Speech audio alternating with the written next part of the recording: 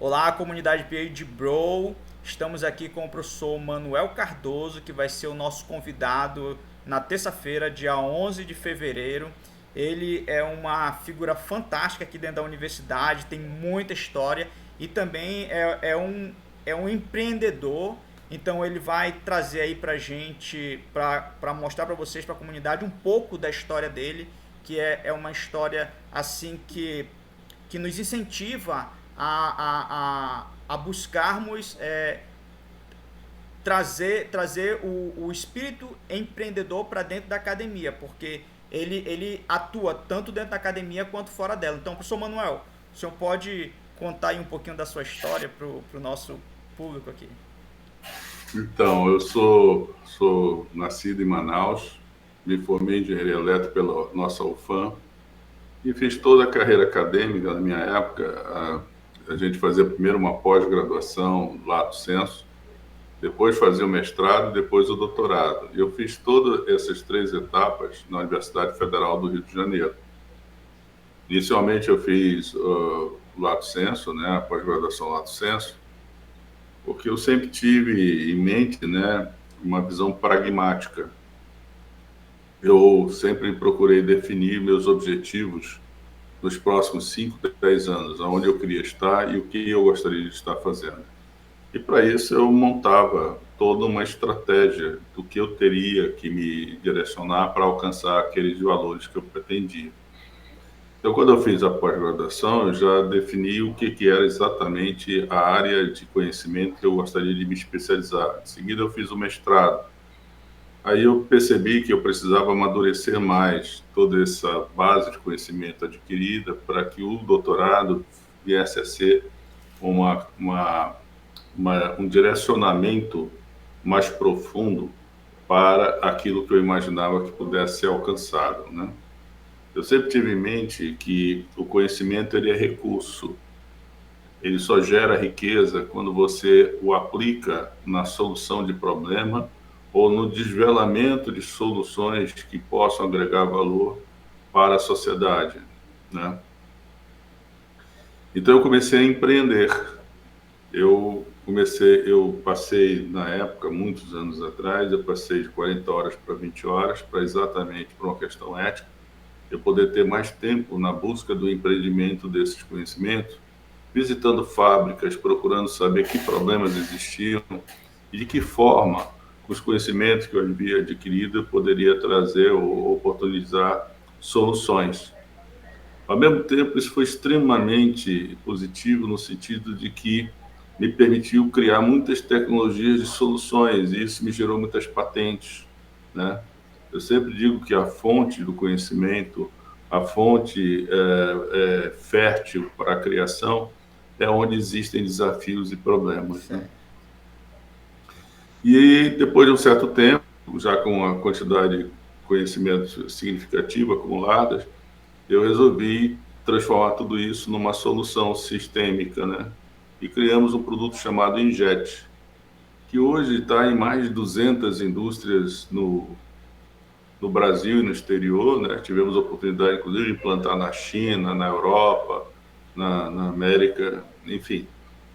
A coisa foi evoluindo, cada vez acumulando mais conhecimento, e eu percebia que a única maneira de sustentar uma empresa de tecnologia aqui no Amazonas, que eu nunca abri mão, apesar de tudo me indicar que eu deveria me deslocar para o sul, onde teria maior oportunidade de crescimento, é porque eu tinha também como desafio de poder vingar esses valores para que, na hora que eu tivesse que educar os meus alunos, eu o fizesse não apenas com palavras, mas com fatos e Sim. atitudes, né? E hoje eu tenho a felicidade de ser talvez um caso único de uma empresa de tecnologia do Amazonas que tem 35 anos, que continua ainda crescendo e pujante, né? Bom, em paralelo a isso, aconteceu de eu me envolver também com tecnologias assistivas, né? O mouse ocular que a gente fez para Sim, pessoas lembro. deficientes.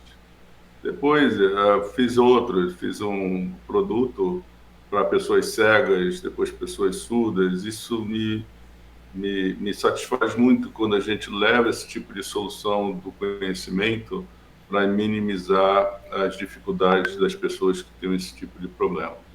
E a gente continua nessa pegada ainda até hoje. Cara, que Houve um fantástico. problema, durante esse período a gente acabou se tornando, eu tive um período em que eu fui do Conselho de Ciência e Tecnologia da Siemens, automobilística, que me permitiu criar um produto que depois tive patente e que, enfim, abriu-se muitas portas. E toda vez que eu fazia essas coisas, eu sempre mostrava para os empresários a importância dessa integração academia e indústria, que juntos poderíamos fazer muita diferença. E a maneira que eu fazia isso era exatamente entregando o resultado. Eu até hoje falo que primeiro se entrega resultados, depois se fala dos resultados. Sim, né? exatamente. Que isso é o que cria a base de sustentação da continuidade, do crescimento, etc. Em 2019, eu fui para a Alemanha e estabeleci uma parceria com a Acatec, que é a Academia de Ciência e Tecnologia da Alemanha. Eu já tinha uma relação com eles de muitos anos, né? Dos trabalhos que eu fazia com as empresas alemãs. E começamos a trazer isso para Manaus. Infelizmente veio o Covid, eu fui acometido por essa doença e me deixou sequelas.